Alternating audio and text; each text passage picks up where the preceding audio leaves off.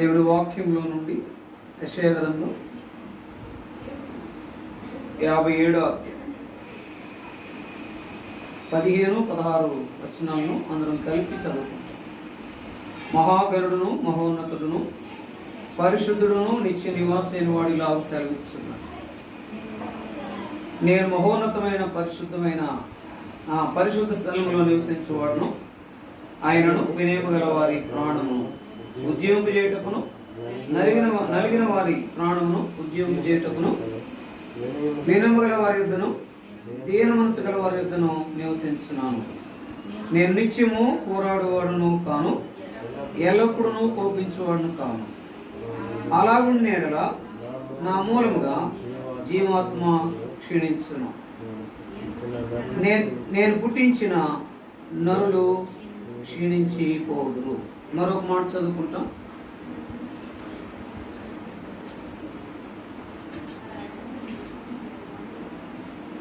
పేతురు రాసిన మొదటి పత్రిక 1వ అధ్యాయము 19వ వచనం అందరం కలిసి చదువుకుంటాం. అమూల్యమైన రక్తము చేత అనగా నిర్దోషమును నిష్కలంకముగు గొర్రెపిల్ల వంటి క్రీస్తు రక్తము చేత విమోచింపబడుతునని పేరుగుదురు కదా. మరొక మాట కూడా చదువుదాం. యోహాను రాసిన మొదటి పత్రిక 2వ అధ్యాయము 28వ వచనం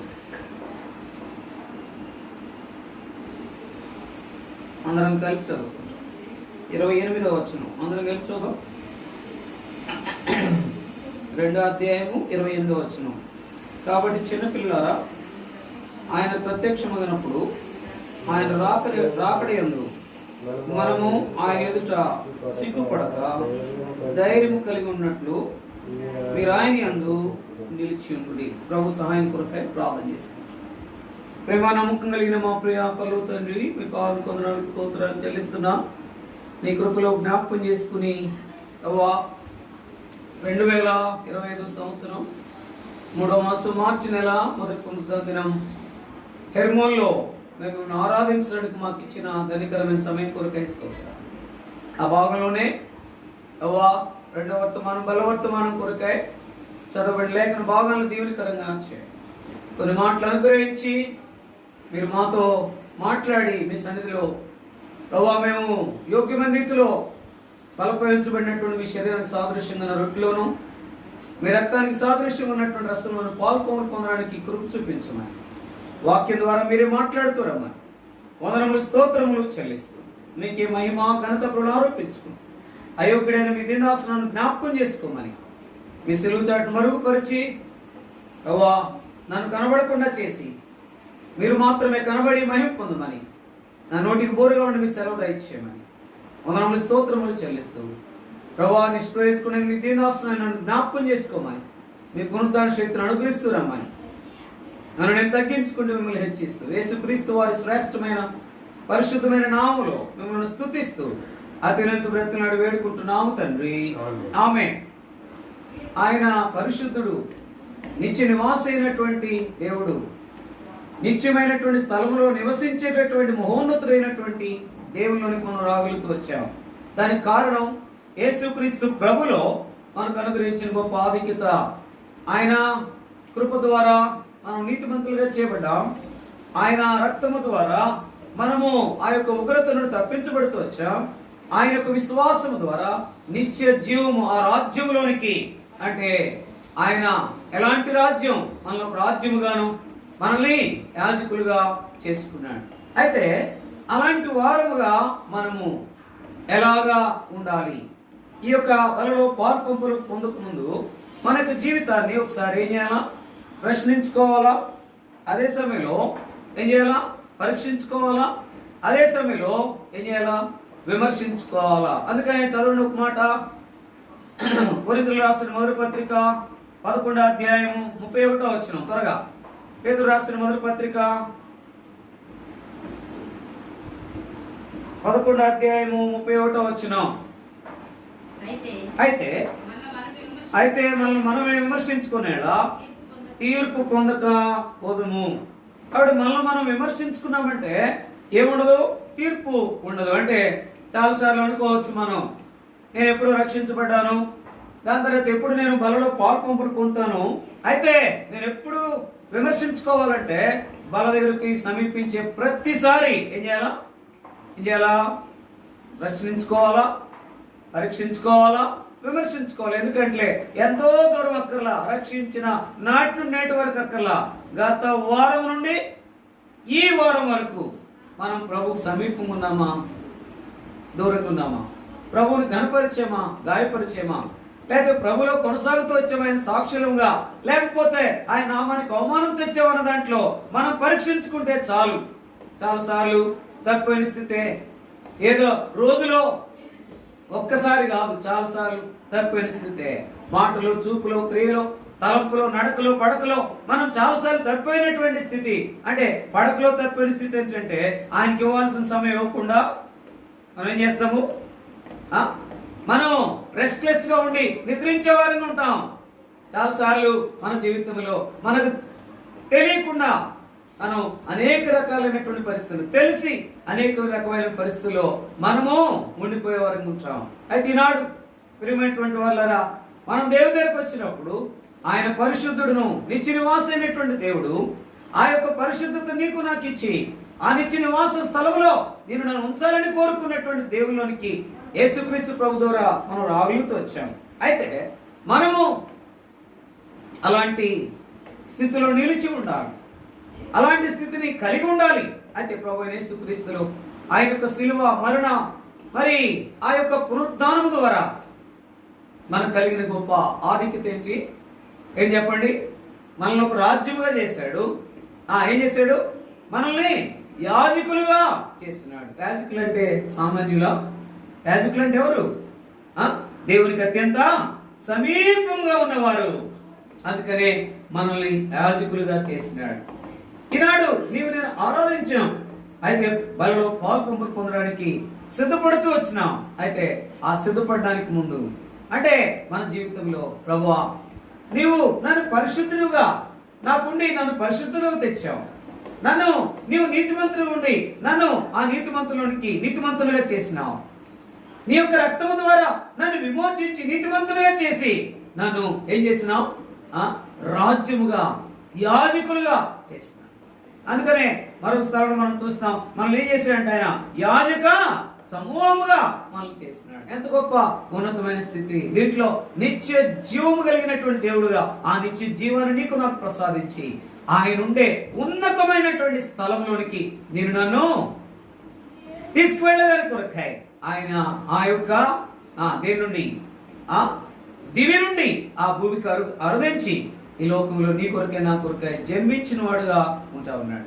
అందుకొరకే మనం చదివిన బాగులో మనం చూస్తే కనుక జ్ఞాపకం చేసుకుంటే రెండవ మన భాగం మనం చదువుతూ వచ్చాం. చదవండి. పేతురు రాసిన మొదటి పత్రిక 1వ అధ్యాయం 19వ వచనం. పేతురు రాసిన మొదటి పత్రిక 1వ అధ్యాయం 19వ వచనం. అమూల్యమైన రక్తము చేత అనగా నిర్దోషమును నిష్కలంకమైన గొర్రెపిల్ల వంటి క్రీస్తు రక్తము చేత రక్షింపబడితిరని మీరు ఎరుగుదురు కదా.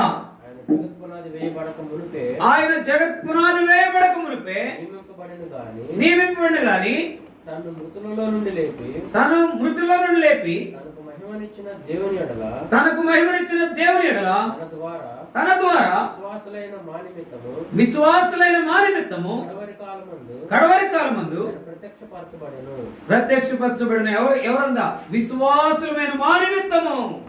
అంటే ఆయన నీ కొరకే నా కొరకే అమూల్యమైన రక్తం, నిర్దోషమైన నిష్కలంకమైన రక్తం నీ కొరకే నా కొరకే కార్చి ఆయన నీకు నాకు ఇచ్చిన గొప్ప ఆధిక్యతను మరిచిపోకూడదు. అందుకని మనం ఒక మాట చదువుతూ వచ్చాం. యోహాను రాసిన మొదటి పత్రిక 2వ అధ్యాయం 28వ వచనం. యోహాను రాసిన మొదటి పత్రిక 2వ అధ్యాయం 28వ వచనం. అందుకొరకే ఆయనలో మనకు కలిగినటువంటి గొప్ప ఆధిక్యత ఏంటి అంటే చూడండి.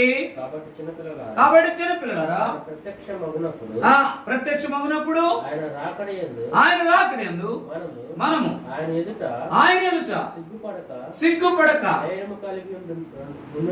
ధైర్యము కలిగి ఉండునట్లు ఆయన యందు నిలిచి ఉండుడి. ఆయన యందు నిలిచి ఉంటే మనకేమొస్తుంది? సిగ్గుపడక ఎట్లుంటామంట? ధైర్యంగా ఉంటాం. అందుకనే ఆయన ఎదుట మనం ధైర్యంగా ఉండాలంటే ఏం చేయాలా? ఆయనలో నిలిచి ఉండాలి.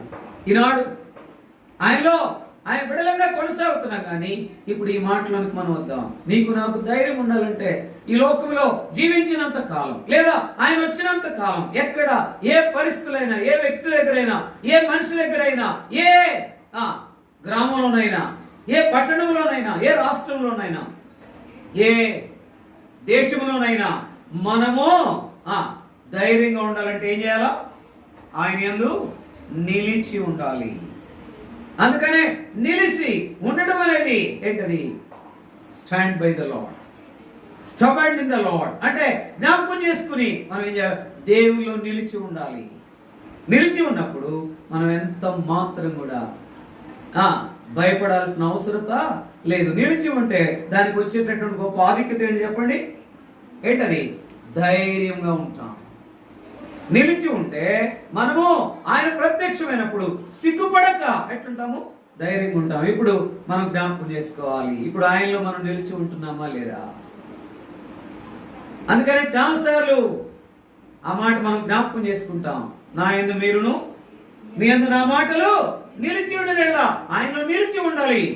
ఆ నిలిచి ఉంటేనే మనం ధైర్యం కలిగిన వారంగా ఉంటాం. ఈనాడు నిలిచి ఉండలేకే, అన్ని సందర్భాల్లో ఆయనలో కొనసాగలేకే, అన్ని సందర్భాల్లో సాక్ష్యంగా లేకపోవడమే, అన్ని సందర్భాల్లో ఆయనకు మహిమ తీసుకురాలేకపోవడం కారణం ఏంటంటే మనం నిలిచి ఉండలేకపోవడం. అందుకే మనం ప్రతి విషయంలో ప్రతి మనిషి ఎదుట ఆయన నిలిచి ఉన్నటువంటి అసలు ఏంటి?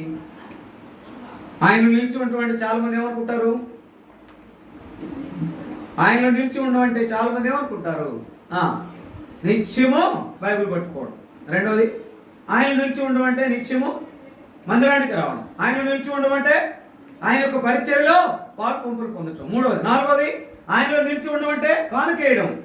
ఆయనలో నిలిచి ఉండడం అంటే సమర్పించుకోవడం కానే కావు. ఆయనలో నిలిచి ఉండడం అంటే ఆయన నీకు నాకు అనుగ్రహించినటువంటి గొప్ప ఆ నీతిలో నిలిచి ఉండడమే.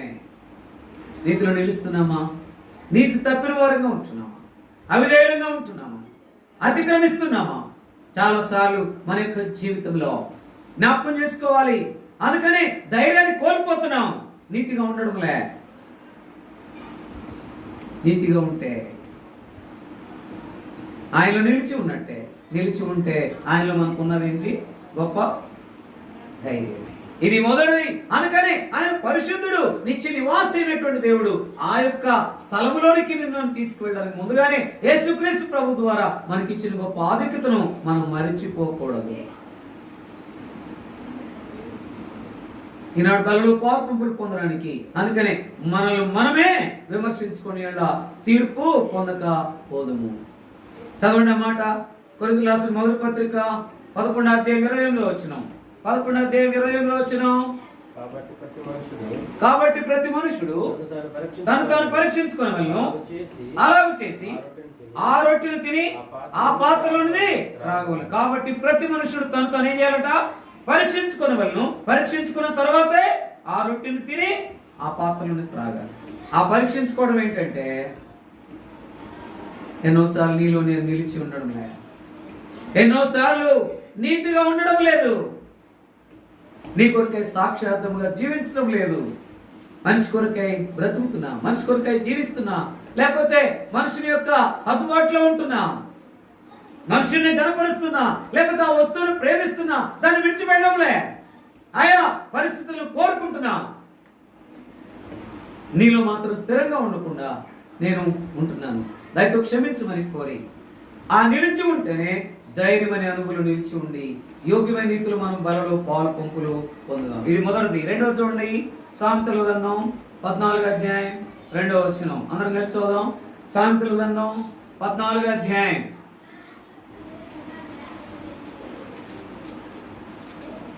14వ అధ్యాయము 2వ వచనం. అందరం కలిసి చూద్దాం.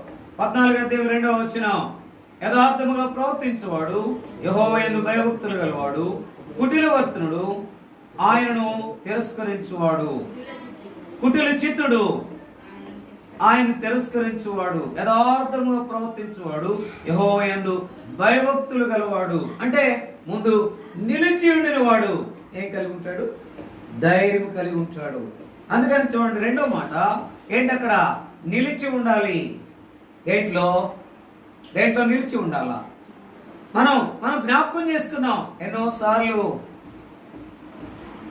దేవుని పిల్లలంగా మనం నిలిచి ఉండాలి. రెండవదిగా యథార్థముగా ఉండాలి. అందుకని చూడండి 14:2 యథార్థంగా ప్రవర్తించేవాడు, యెహోవా యందు భయభక్తులు గలవాడు. యెహోవా యందు ప్రవర్తించేవాడు, భయభక్తులు కలిగిన వాడు. అంటే ఇక్కడ మనం జ్ఞాపకం చేసుకుంటే ఆయనలో మనకు ధైర్యం ఎప్పుడు ఉంటుంది చెప్పండి? నిలిచి ఉంటే ధైర్యము. రెండవది యథార్థతను మనం కలిగి ఉంటేనే ధైర్యంగా ఉంటాము. లేకపోతే ఎక్కడైనా యథార్థంగా లేము అంటే ప్రతి క్షణం మనం భయపడాలా, ప్రతి మనిషికి భయపడాలా. యేసుక్రీస్తు ప్రభువారు ఆయన ఎలాంటి వాడు? పరిశుద్ధుడు, నిత్య నివాసి. ఆయన యొక్క మరి నిర్దోషమైన నిష్కలంకమైన రక్తముతో నిన్ను కడిగినటువంటి ఆ గొప్ప యేసు ప్రభువుగా నీకు నాకున్నాడు. అయితే ఆయనలో మనం ఎట్లా నిలిచి ఉండాలి, ఆయనలో మనం యథార్థంగా ఉండాలి. యథార్థంగా ఉన్నప్పుడు మనం ఎంతో ఎట్లుంటాము చూడండి మాట. ఎంత గొప్ప మనకు ఆ మేలుకరమైన ఆశీర్వాదకరమైన మాట మన అందరికీ. అందుకనే మన జీవితంలో యథార్థముగా ప్రవర్తించాలని ఉండాలి. అయితే యథార్థముగా ప్రవర్తించువాడంటే అర్థం ఏంటి? యథార్థంగా ప్రవర్తించువాడంటే వాడు అన్న దగ్గర. అందుకనే ఆరాధనలో ఏముండాలా? నా జీవితంలో నా పాపాన్ని తీసివేసేవని మాట రావాలి, మా అనే మాట రాకూడదు. రెండవది ఇక్కడ నేను యథార్థముగా ప్రవర్తించేవాడను. అందుకని మనమే పరీక్షించుకోవాలి. నీలో నిలిచి ఉన్నాను, అందుకే నాకు ధైర్యం. నేను నీలో యథార్థంగా ఉన్నాను, అందుకే యథార్థముగా ప్రవర్తించేవాడు యెహోవా యందు భయభక్తులు గలవాడు. అంటే నేను భయభక్తులు కలిగిన వాడిని. అంటే ఆయనలో మనకు దొరికిన గొప్ప ఈ యొక్క ధైర్యము. ఇది రెండవది, నేను యథార్థంగా ఉన్నాను. ఈ మాట చెప్పాలంటే నీకు నాకు చేతవ్వాలి. నేను యథార్థంగానే ఉన్నాను. ఆ మాట మనం అనగలమా? ఈనాడు మనం పరీక్షించుకున్నాం. నువ్వు ఉండే స్థలంలో, ఇంట్లోనో, లేకపోతే ఉద్యోగంలోనో, లేకపోతే వీధిలోనో, లేకపోతే ఆయా మరి గ్రామంలోనూ పట్టణంలోనూ మనం ఎక్కడున్నప్పటికీ కూడా ఈయన యథార్థంగా ఉంటాడనే పదం, ఆ యొక్క మాట మనకు రావాలంటే మనం ఎంతో దేవునికి అత్యంత సమీపంగా ఉండాలి. అంటే యథార్థంగా ఉండాలి. అందుకని మనం చూస్తే ఇక్కడ జ్ఞాపకం చేసుకుంటే జ్ఞాని అయిన సొలొమోను రాస్తా ఉన్నాడు, యథార్థంగా ప్రవర్తించువాడు, యెహోవా యందు భయభక్తులు గలవాడు. అక్కడ రెండో మాట ఉంది, కుటిల చిత్తుడు ఆయనను తిరస్కరించువాడు. అంటే కుటిలత ఏమాత్రం ఉండకూడదు ఎవరిలో. మరి ముఖ్యంగా ఎవరిలో ఉండకూడదు కుటిలత? దేవుని పిల్లలైన వారిలో ఉండకూడదు. దేవుని పిల్లలైన వారిలో ఏముండాలా? యథార్థత. నేను యథార్థత కలిగిన వాడిని చెప్పి ధైర్యంగా మనం ముందుకు కొనసాగుదాం. ఎందుకంటే ఆయన పరిశుద్ధుడు, నిత్య నివాసి అయినటువంటి దేవుడు. ఆ నిత్య నివాసి అయినటువంటి దేవుడు మనల్ని జ్ఞాపకం చేసుకుని ఏం చేశాడు? ఆ యొక్క వినయం కలిగినటువంటి స్థితిలో, నలిగినటువంటి స్థితిలో ఆయన మనం జీవింపజేసినాడు. అది జ్ఞాపకం చేసుకుని ఆయన ఎదుట నిలిచి ఉందాం, ఆయన ఎదుట యథార్థముగా ఉందాం. ఆ ధైర్యం అనే మాటలోనికి మనం ముందుకు వెళదాం. మూడవ ఒక మాట చూద్దాం. చూడండి, మనం జ్ఞాపకం చేసుకుంటే కీర్తనల గ్రంథం 27:14. కీర్తనల గ్రంథం 27:14 అందరం కలిసి చూద్దాం. కీర్తనల గ్రంథం 27:14.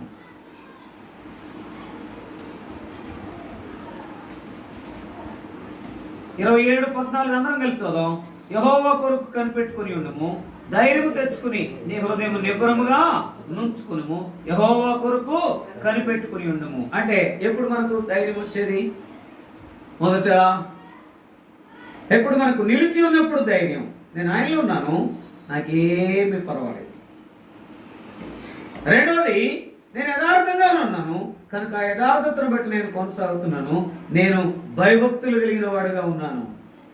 మూడవది, ఆయన కొరకు కనిపెడుతున్నాను. అందుకే ఆయన కొరకు కనిపెడితే మనకి ఇప్పుడు వచ్చేది ఏంటి చెప్పండి? చూడండి మాట, యెహోవా కొరకు కనిపెట్టుకుని ఉండము, ధైర్యం తెచ్చుకుని హృదయమును నిబ్బరముగా ఉంచుకునము. అంటే ఏంటి? మూడోది ఏంటి? కనిపెట్టుకుంటే ధైర్యమే. కనిపెడుతున్నామా? ఆయన కొరకు కనిపెట్టుకుని ఉంటున్నామా? లేదా మనిషి కొరకు కనిపెట్టుకుని ఉంటే నిరుత్సాహమే, భయమే, లేకపోతే అవసరత తీరకపోవడమే. నేను యేసు ప్రభువుని నమ్ముకున్నప్పుడు నాది ఒక మాటలో చెప్పాలంటే దీనమైన స్థితి, ఇంకొక మాటలో చెప్పాలంటే తక్కువైన స్థితి.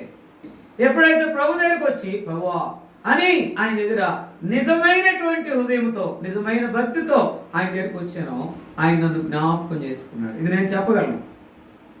వాస్తవానికి అందరి చేత హేళన చేయబడి, అందరి చేత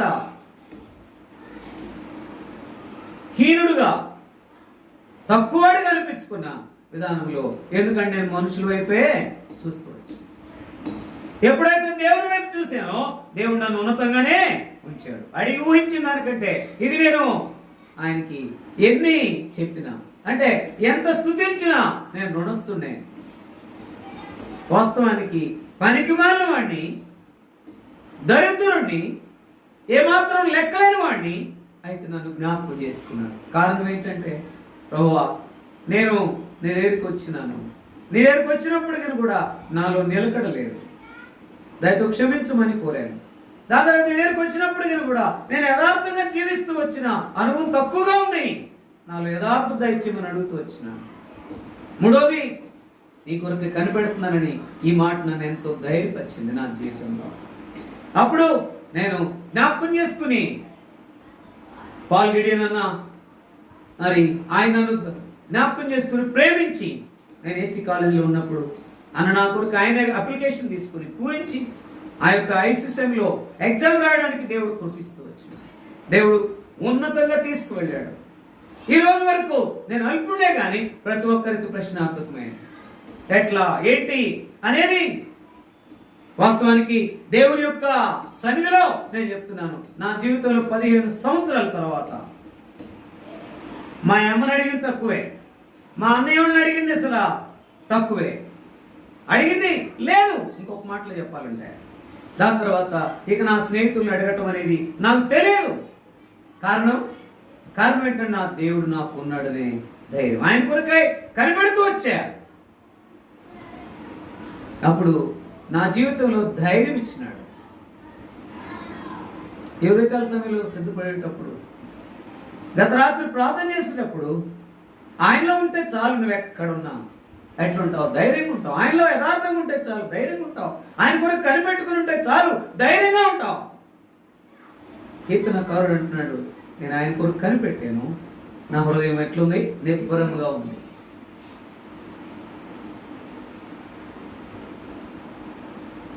జ్ఞాపకం చేసుకున్నాం.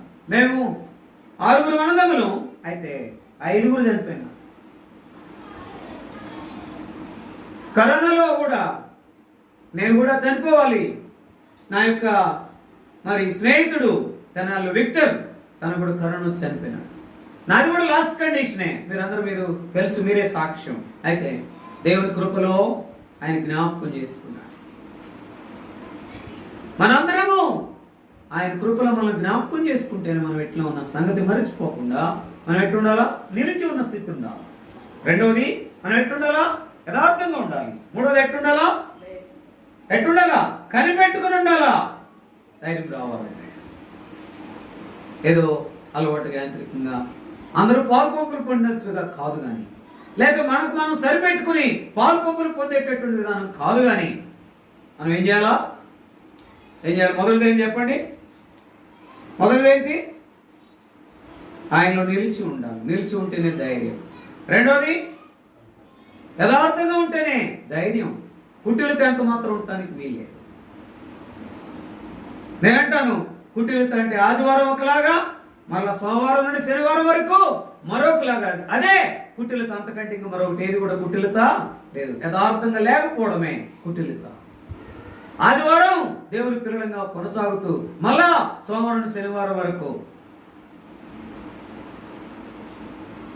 కుటిలతలో ఉండిపోతే ప్రయోజనం ఏమి లేదు. అందుకని మనం పరీక్షించుకుందాం, ప్రశ్నించుకుందాం, విమర్శించుకుందాం. నాలుగోదిగా ఎఫెసీ 3:12 అందరం కలిసి చూద్దాం. ఒక నిమిషం.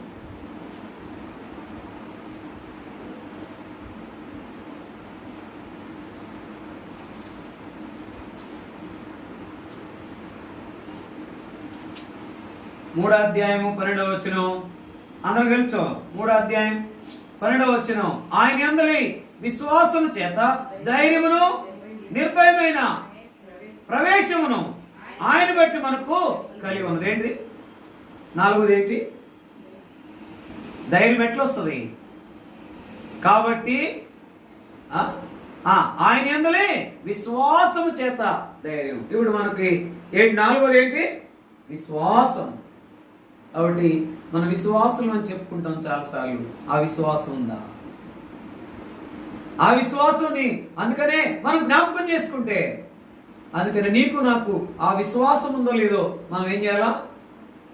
పరీక్షించుకోవాలా, విమర్శించుకోవాలా. విశ్వాసనే. ఆ విశ్వాసము చేత ధైర్యం ఉందా? నేను విశ్వాసము నాలో ఉంది, ఎందుకంటే నా ప్రభు నాకున్నాడనే ఆ యొక్క విశ్వాసం ఉంటే ధైర్యం ఉన్నట్టే. అందుకే చాలాసార్లు ఈ మాట చెప్తాము, విశ్వాసం లేకుండా దేవునికి ఇష్టమైనట అసాధ్యం. ఎక్కడుంది చెప్పండి? ఎక్కడుందన్నమాట? విశ్వాసం లేకుండా దేవునికి ఇష్టమైనట అసాధ్యం. ఎక్కడుంది? విశ్వాసము చేత. ఆ యొక్క విశ్వాసం ఉంటే చాలు, దేవునికి ఇష్టంగా ఉంటాం. ఎక్కడుంది?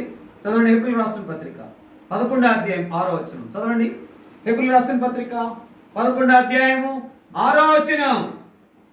హెబ్రీయులకు రాసిన పత్రిక 11వ అధ్యాయం 6వ వచనం చదవండి త్వరగా. విశ్వాసం లేకుండా దేవునికి ఇష్టమైనట అసాధ్యము. ఇక్కడ విశ్వాసము ఉంటే దేవునికి ఇష్టమే. ఇక్కడ విశ్వాసం ఉంటే విశ్వాసము చేత మనం ఎట్టుంటాం? ధైర్యం కలిగి ఉంటాం. అంటే ఆయనలో నిలిచి ఉంటే ధైర్యం, ఆయనలో యథార్థంగా ఉంటే ధైర్యం, ఆయన కొరకు కనిపెడితే ధైర్యం, దాని తర్వాత విశ్వాసం ఉంటే ధైర్యంగా మనం ఉంటాం. ఇది ఎవరికి? నీకు నాకు. ఎవరు మనం? నీకు నాకంటే మనం ఎవరిమి? దేవుని పిల్లలం, ఆరాధికులం, విశ్వాసులం, లేకపోతే ఆయన కొరకు ఎదురు చూసే నిరీక్షణ కలిగిన వారం. అందుకే మనం ఏం చేయాలంటే ఆయనలో మనము నిలిచి ఉండాలి, ఆయన యథార్థంగా ఉండాలి, ఆయన కొరకే కనిపెట్టి ఉండాలి, ఆయన యందు విశ్వాసము కలిగి ఉండాలి. వచ్చేటటువంటి ఆ ఫలితం ఏంటంటే మనకు కలిగేది ధైర్యమే. ఐదోది మనం జ్ఞాపకం చేసుకుంటాం. చూడండి అన్నమాట, మనము ఎల్లప్పుడూ మనం ఎట్లుంటాం జ్ఞాపకం చేసుకుంటే ఎఫెసీయులకు రాసిన పత్రిక 6వ అధ్యాయము 19-20 వచనం. ఎఫెసీయులకు రాసిన పత్రిక 6వ అధ్యాయం అందరం కలిసి చూద్దాం. 6వ అధ్యాయం 19-20 వచనం అందరం కలిసి చూద్దాం. మరియు నేను దేని నిమిత్తము రాయవారినై సంఖ్యలో ఉన్నాను, ఆ సువార్త మర్మమును ధైర్యముగా తెలియజేయుటకు నేను మాట్లాడ నోరు తెచ్చుకున్నాను. అంటే నిజంగా దేంట్లో ఉంటే మనకు ధైర్యం? దేంట్లో ఉంటే మనం ధైర్యం మనకి? ఐదవదిగా సువార్తను ప్రకటిస్తేనే ధైర్యం. అందుకని అపోస్తలుడైన పౌలు అంటున్నాడు, ఏమంటున్నాడు అక్కడ 19వ వచనం, 6వ అధ్యాయము 19వ వచనం మనం చూస్తే కనుక జ్ఞాపకం చేసుకుంటే చూడండి అక్కడ ఏమంటున్నాడు, మరియు నేను దేని నిమిత్తం రాయవారినై సంఖ్యలో ఉన్నాను, ఆ సువార్త మర్మమును ధైర్యంగా తెలియజేయటకును నేను నోరు తెరిచినప్పుడు 20వ వచనం దాని గురించి నేను మాట్లాడవలసినట్టుగా ధైర్యముతో మాట్లాడుటకై వాక్శక్తి నాకు అనుగ్రహించబడినట్లు నా నిమిత్తమును పూర్ణమైన పట్టుదలతో విజ్ఞాపన చేయించు మెలకువగా నుండు. అంటే ఇక్కడ అపోస్తలుడైన పౌలు ఎఫెసీ సంఘంతో అంటా ఉన్నాడు. అంటే అక్కడ నేను మనందరము లేకపోతే ఎవరికి వారు పరీక్షించుకున్న అపోస్తలుడైన పౌలు వలె ధైర్యం కలిగి ఉండాలంటే ఏం చేయాలో? అందుకనే సువార్తకి ఎవరు వస్తారు? సువార్తకి ఎవరు వస్తారండి? సువార్తకు అందరు రారు. ఎవరు వస్తారు? దేవుని పిల్లలైన వారు ప్రకటించేటటువంటి అనుభవంలో అంటే ఆ సాక్ష్యం కలిగిన వారే ఎక్కువగా సువార్తకు వస్తారు. లేకపోతే ఆ సువార్తకు మనం గమనించామంటే మెల్లమెల్లగా తప్పించుకుంటూ ఉంటారు, మెల్లమెల్లగా సైడ్ అయిపోతూ ఉంటారు. దేవుని బిడ్డ లేని వారు, సేవకు లేని వారు ఎంతో పని జరిగించారు, ఎంతో సువార్త చేశారు. ఆ సువార్త ఫలితమే మనం ఈ రీతిగా ఉండి మనం దేవుని యొక్క మాటలు వినగలుగుతున్నాం. ఇంకా రానున్న సువార్త అనేది మనము ప్రకటించేదానికి ఇంకా సమయం పోతా ఉంది. అందుకొరకే సువార్త ప్రకటించి మనం ఉన్న అనుభవం మనం ఉన్నామంటే మనం ఎట్టుండొచ్చు? ధైర్యముగా ఉండొచ్చు. అందుకొరకే మనము దేవుని ప్రకటించామంటే, ప్రకటించే జాబితాలో నీవు నేను ఉన్నామంటే, సువార్తను ఎక్కువగా కోరుకుని ఆ సువార్తను మనం ప్రకటించామంటే ఎట్టుండొచ్చు? ధైర్యంగా ఉండొచ్చు. ప్రియమైన వాళ్ళరా, చాలాసార్లు నిలిచి ఉండలేక, చాలాసార్లు యథార్థంగా లేక, చాలాసార్లు కనిపెట్టుకోలేక, చాలాసార్లు విశ్వాసముగా లేక, చాలాసార్లు సువార్త చేసిన అనుభవం నిలవక మనము ధైర్యము లేకుండా ఉంటున్నాం. అలా ఉండాలంటే, అలా ఉన్నామంటే మనం ధైర్యం ఉన్నట్టే, ధైర్యంగా కొనసాగుతున్నట్టే. చూడండి ఒక మాట, ఎక్కడుంది ఈ మాట చెప్పండి. నీతిమంతులు సింహములే ధైర్యంగా ఉంటారు. సామెతల గ్రంథం 28వ అధ్యాయం 1వ వచనం చదవండి. ఎవరొకరు చదవండి అక్క, పెద్దగా చదవండి. సామెతల గ్రంథం 28వ అధ్యాయం, సామెతల గ్రంథం 28వ అధ్యాయం. ఎవడును తరుముకుండానే దుష్టుడు పారిపోవును, నీతిమంతులు సింహములే ధైర్యంగా ఉంటారు. ఇప్పుడు ధైర్యంగా ఉండాలంటే ఏం కావాలా? ఏం కావాలా? నీతిగా ఉండాలా. అందుకని మన జీవితంలో మనము నీతిమంతులుగా ఉన్నామంటే చాలు, సింహం వలె ధైర్యంగా ఉంటాం. అయితే మనం ఎట్లున్నాం? మనం ఎంతైనా ప్రభు కొరకు మహిమకరం ఉంటున్నామా? నీవు నేను పరీక్షించుకోవాలి, నీవు నేను విమర్శించుకోవాలి, నీవు నేను ప్రశ్నించుకోవాలి. ఎన్నోసార్లు ఆయన నామానికి అవమానం తెచ్చినటువంటి సందర్భమే. పరీక్షించుకుందాం, విమర్శించుకుందాం, యోగ్యమైన రీతిలో పాల్పొందుడు. 7వది మాట చూసుకుని మనం ముగించుకుంటాం. నీతిమంతులు సింహముగా, సింహం వల్ల ధైర్యం. నీతి ఉంటేనే ధైర్యం. ఈ మాట మనం చూద్దాం. చూడండి, జ్ఞాపకం ఏం గ్రంథం? ఏవు గ్రంథం 11వ అధ్యాయం 18వ వచనం. ఏవు గ్రంథం 11వ అధ్యాయం 18వ వచనం. అందరం కలిసి చూద్దాం. ఏవు గ్రంథం 11వ అధ్యాయము 18వ వచనం. 18వ వచనం అందరం కలిసి చూద్దాం. నమ్మకమునకు ఆస్పదము కలుగును గనుక నీవు ధైర్యముగా నుండువు, నీ ఇంటిని నీవు పరిశోధించి సురక్షితముగా పండుకొందు. అంటే ఏముండాలి? ఏముండాలి? ఏడోది నమ్మకం ఉండాలి. ఎక్కడుంది ఈ మాట చెప్పండి. ఈ మాట చెప్తే మనం ముగించుకుంటాం. నమ్మకం ఉండాలా? ఆ నమ్మకం ఉంటే ధైర్యమే. అందుకని నమ్మకం గలవానికి దీవెనలు మెండు. ఎక్కడుంది చెప్పండి, చెప్తేనే ముగిస్తా. సామెత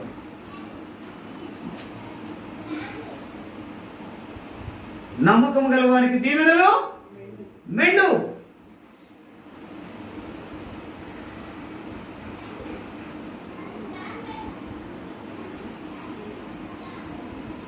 ఎక్కడుందన్నమాట?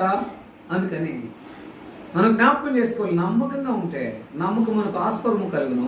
దానివల్ల మనకేముంది? ధైర్యమే. సామెతల గ్రంథం 28వ అధ్యాయం 20వ వచనం. నమ్మకమైన వారికి దీవెనలు మెండు. మనం ఆయన పిల్లలంగా మొదటిది ఏం చెప్పండి? ఆయనలో మనకు గొప్ప ధైర్యం ఉంది అంటే మొదటిది ఏంటి? నిలిచి ఉన్నాను. రెండోది ఏంటి?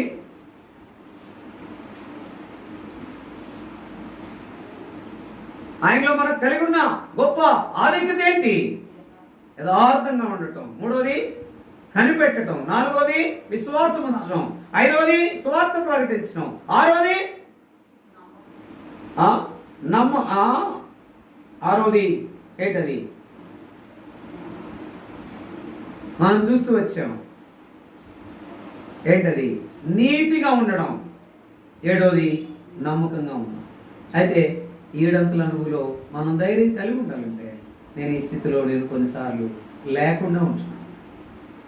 అందుకనే ధైర్యంగా ఉండలేకపోతున్నాను. ప్రతి అడుగడుగున భయమే, అడుగడుగున అనుమానమే, అడుగడుగున ఏదో అయిపోతుంది, లేదా ఏదో సంపాదించాలి, లేదా ఎక్కడికో వెళ్ళాలి, ఏదేదో చేయాలనే విధానంలో ఉంటున్నాం. కానీ అయితే లోపల భయం ఉంది అంటే కారణం ఏంటంటే 7 అంతల అనుగుణం తక్కువ పట్టమే. 7 అంతల అనుగుణం పూరించుకుని ఆయనలో మనం ధైర్యంగా ఉండటానికి మనల్ని మనమే పరీక్షించుకుని యోగ్యమైన రీతిలో పాలు పంపులు పొందడానికి ప్రియ ప్రభువారు మనకు